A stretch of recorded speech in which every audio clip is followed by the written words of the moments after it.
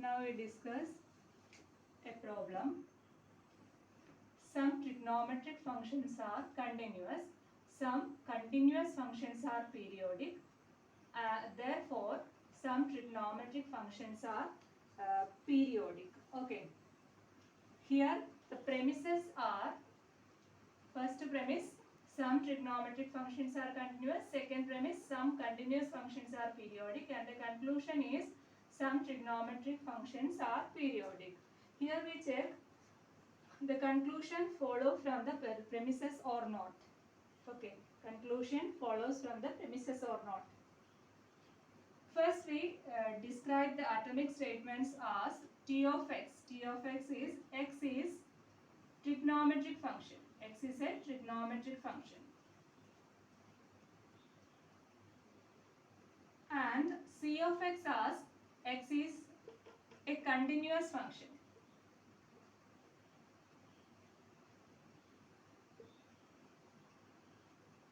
And P of x as x is a periodic function. Then H1, the first hypothesis, represents some trigonometric functions are periodic. That is, there exists x as that the trigonometric functions are continuous. Okay, trigonometric functions are continuous. That is, a function which is trigonometric and continuous. That is, trigonometric functions are continuous. And some trigonometric functions are continuous. So we use the quantifier there exists. There exists x as that T of x and C of x. Then H2, some continuous functions are periodic. A continuous function which is periodic. That is C of x and P of x. Also their existence. And our conclusion, there exists x as that T of x and P of x. Okay, but we couldn't get C from these two premises by using any other equivalence relations. Okay, there exists T of x and C of x. There exists T of x and P of x. We could the conclusion couldn't, or the conclusion does not follow from the premises. Okay, that conclusion does not follow from the premises. Does not follow from the premise, we can prove by a Venn diagram. In the first trigonometric function, and the second is trigonometric functions are continuous. So we have trigonometric functions and the continuous some trigonometric functions are continuous. So for both the sets we have a common point. Next is some continuous functions are periodic.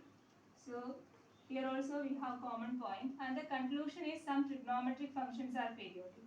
But from this diagram we couldn't conclude that some trigonometric functions are periodic. So this conclusion does not follow from the premises. Okay.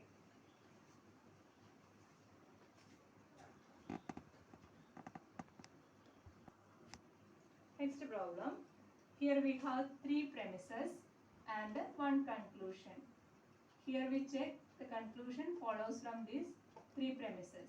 Here the premises are, first premise H1, babies are illogical. Second premise, illogical people are dispersed. And the third premise, nobody who can manage a crocodile is dispersed. Conclusion, babies cannot manage crocodile. Okay. So here the atomic statements are B of x is a boy. First we split, not boy, x is a baby. Okay, first we split the premises into atomic statements. And I of x is illogical. And D of x is dispersed. and m of x can manage a crocodile. X can manage a crocodile. Okay. So what is H1? The premise H1 is babies are illogical. If it is a baby, then it is illogical. So for all babies are illogical. So for all x, b of x conditional I of x. And then what is H2? H2, illogical people are despised. So if a person is illogical, then it is despised. For all x, it is true. That is H3, nobody who can manage a crocodile is despised. Okay. Nobody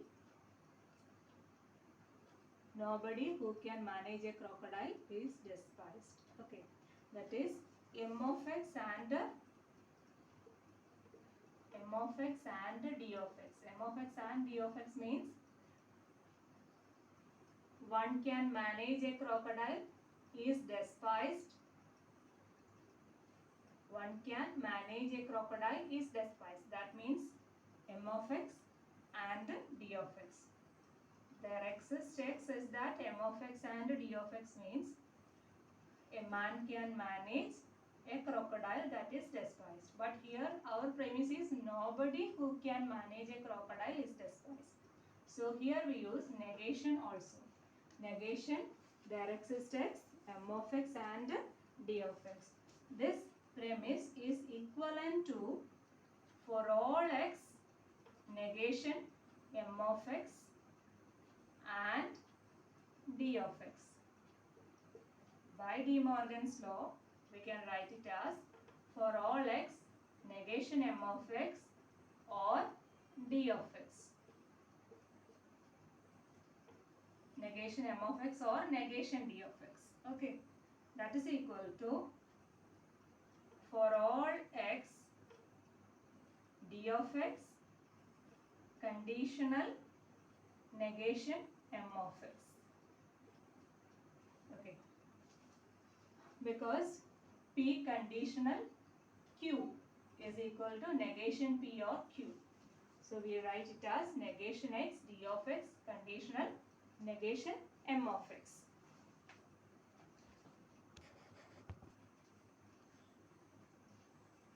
So here we start to prove by introducing a hypothesis. First we introduce the first hypothesis for all x b of x conditional I of x, that is rule P. That is rule P. In second step, for all x b of x conditional I of x. Therefore, b of c conditional I of c. That is rule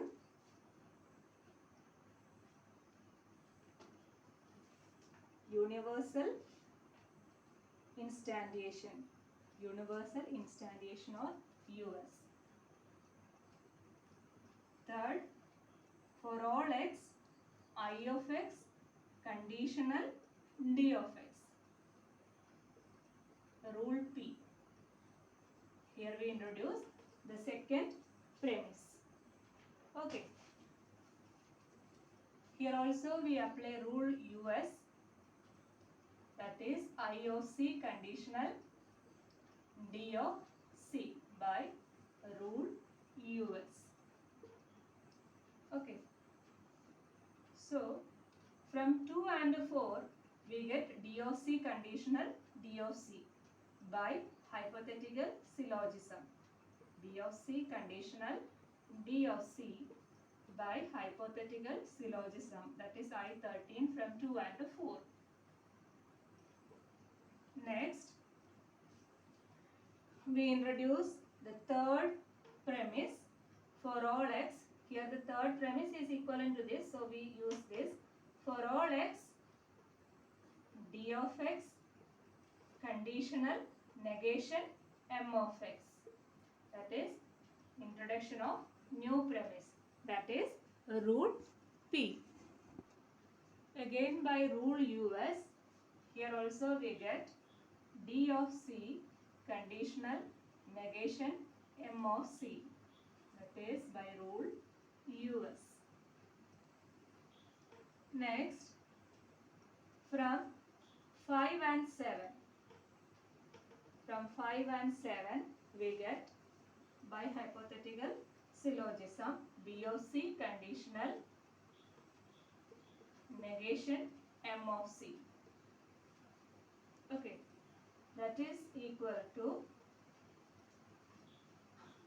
by using universal generalization, this is for all x, b of x, conditional, negation, m of x. That is our conclusion. So we reach the conclusion by using the given premises. So the conclusion is true by using the given premises.